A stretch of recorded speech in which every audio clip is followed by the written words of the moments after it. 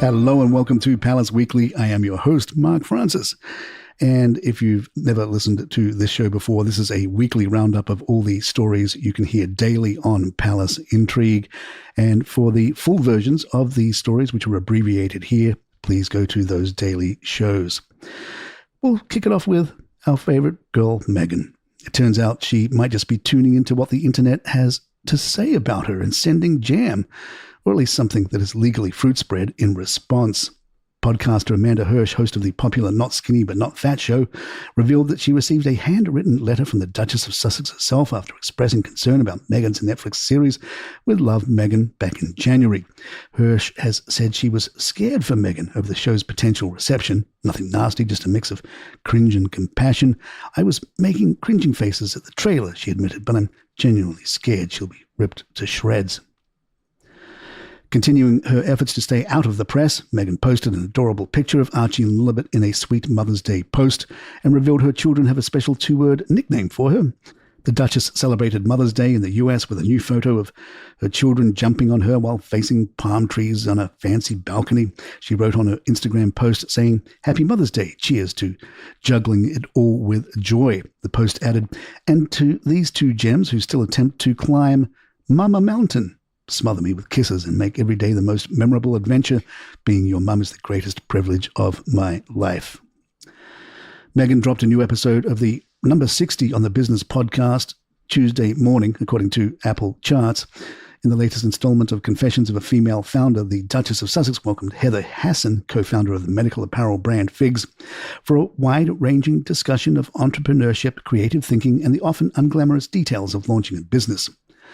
Meghan began by reflecting on what it really takes to build something from scratch. It can get messy. The best founders are not afraid to get their hands dirty, she said. And I don't mean play dirty. I mean when it's clean up on aisle 5 time. You were the first person there with a mop. Harry and Meghan were spotted dancing and cuddling at Beyoncé's Cowboy Carter tour in Los Angeles, putting to rest, at least for one night, two persistent whispers that the pair are living separate lives. Appearing on the singer's official tour website, a photograph showed Harry and Meghan cozied up as they took in the spectacle. A video clip from the same evening saw the Duchess enthusiastically singing along to Texas Hold'em, while Harry, in a dark green hat and grey jacket, bopped to the beat. Meghan, ever the California cool, wore an off-the-shoulder denim dress and sported her husband's hat later in the evening. Harry actually looked happy, a look usually saved for his solo appearances. Thomas Markle Jr., half-brother to the Duchess of Sussex, has announced he is penning a memoir chronicling his memories of Meghan's early life with hopes that it may one day lead to a documentary adaptation. Speaking from the Philippines, where he now lives in a high-rise apartment alongside their father, 80-year-old Thomas Markle Sr., the 58-year-old said the book is well underway. "When my book is finished, it'll be swooped up real quick because it's getting there. I am working on it. It's coming out," he said in a recent video message. "It's going to be good. I really want to maybe spin off the book. Then when the book gets read, the documentary will follow. I'm not a greedy person. It's not about the money. It's about the principle. Of course, it would be nice to have a little cushion from selling a book, sure." It remains unclear how Meghan, or for that matter Harry, feel about her family member writing a gossipy book about the family. On Saturday Night Live, Colin Jost joked, "President Trump also announced a new trade deal with the UK that will reopen British markets for American companies. All that Britain demands in return is that we keep these two." We'll let you guess who he meant. Your first guess is correct. Harry has been accused of the mother of all F-ups. Harry was filmed on a doorbell camera, appearing to ring the bell of a home in West London just hours after his legal team argued in the Courts of Appeal that his life would be at risk without UK police protection. In court, his barrister had warned that his safety is at stake. But the unexpected sight of the Duke seemingly alone on the street has prompted sharp words from those familiar with the world of close protection. If he was without a bodyguard, that is the mother of all F-ups, a security source told Mail Online, pointing to the contradiction between legal arguments about his security needs and the apparent solo appearance. The Mail on Sunday later reported that Harry was likely trying to visit old acquaintances, John and Georgina Vaughan. Unbeknownst to the prince, the Vaughans had long since moved house. The Princess of Wales is expected to make a glamorous return to the state banquet circuit this summer, with another tiara moment likely in the calendar. The occasion, a state visit from French President Emmanuel Macron and First Lady Brigitte Macron, who accepted an invitation from His Majesty King Charles III for an official visit to the UK in July. In a statement, Buckingham Palace confirmed the President of the French Republic His Excellency Emmanuel Macron, accompanied by Miss Brigitte Macron, has accepted an invitation from His Majesty the King to pay a state visit to the UK from Tuesday the 8th of July to Thursday the 10th. The President and Miss Macron will stay at Windsor Castle. Hello magazine was interested in Kate's jeans. Hello tells us that while many fashion insiders have declared 2025 the year of looser fits, with barrel jeans and wide-legged flares dominating the trend cycle, Catherine continues to champion the classic skinny silhouette. She's been seen wearing them repeatedly throughout the year, pairing the look effortlessly with heels, trainers, knits, and her signature blazers. And now we know the secret behind her favourite pair. Kate has been spotted wearing the above and beyond tummy-friendly high-waist skinny jeans by the British label I Am Denim London.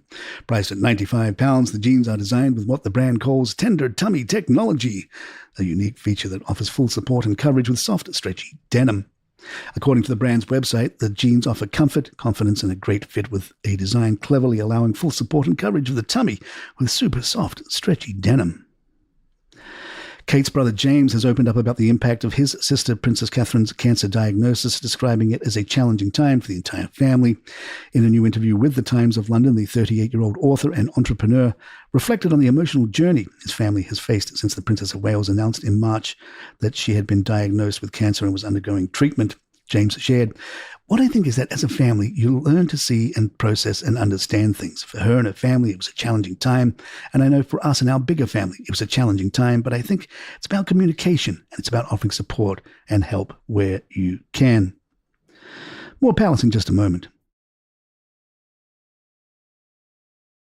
The New York Times asked, "Can King Charles heal a royal family crisis before it's too late?" The details of the crisis will be very familiar to listeners of this podcast, but to catch everyone up, Megxit, Netflix, spare BBC interview. The Times writes, "Some royal watchers warn that unless Charles finds a way to heal that rift, it could define his reign, undercutting the messages of tolerance and inclusiveness that he has long championed." They cite former BBC royal correspondent Peter Hunt, who says, "When history comes to be written about the king, this will reflect badly on him. He represents an institution that is about family, unity, and fostering forgiveness.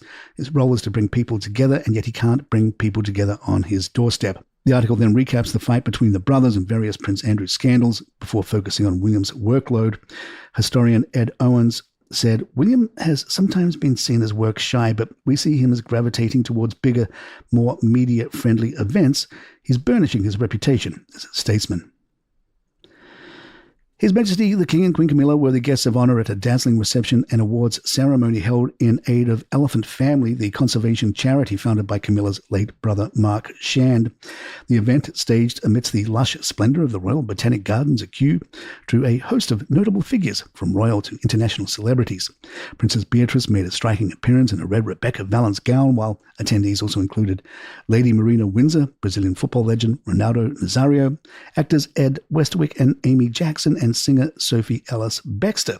But the evening's most poignant moment came when Queen Camilla, dressed in a cream tunic with gold embroidery and matching palazzo trousers by Anna Valentine, watched a posthumous video of her brother Mark Shand, who died in 2014 at the age of 62 following a tragic fall, was seen in the film expressing his enduring hope for the future of endangered elephants. Her Majesty, visibly moved, was joined by her sister Annabelle Elliot as the room shared in a moment of remembrance. The King and legendary horse trainer Willie Mullins have forged an historic agreement, one that sees a horse bred by the late Queen Elizabeth to join the stable of Ireland's most decorated national hunt handler. The horse, a 4-year-old gelding named Reaching High, will be trained by Mullins in what is believed to be the first time a reigning British monarch has had a horse trained in Ireland. Reaching High, previously trained by the now-retired Sir Michael Stout, stunned onlookers with a commanding 7-length victory in the Racing League at Wolverhampton last August.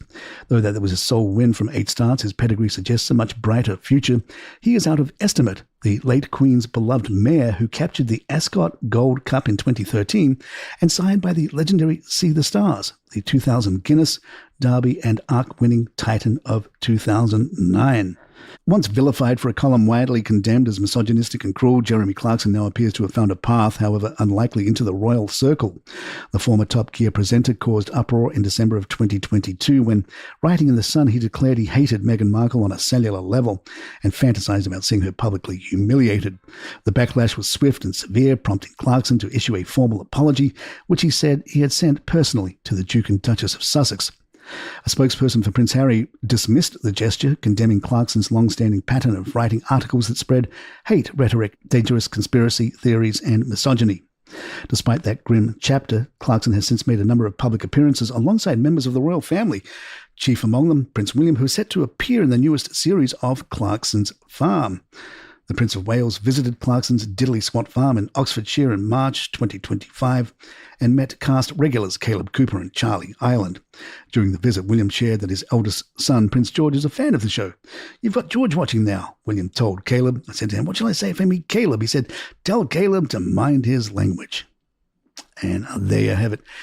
If you'd like to email us, our address is thepalaceentry@gmail.com. Please follow us on Spotify, Apple, or the app of your choice, and leave us a nice review if you're enjoying the show. I'm Mark Francis. My thanks to John McDermott. This is Palace Weekly, and good times.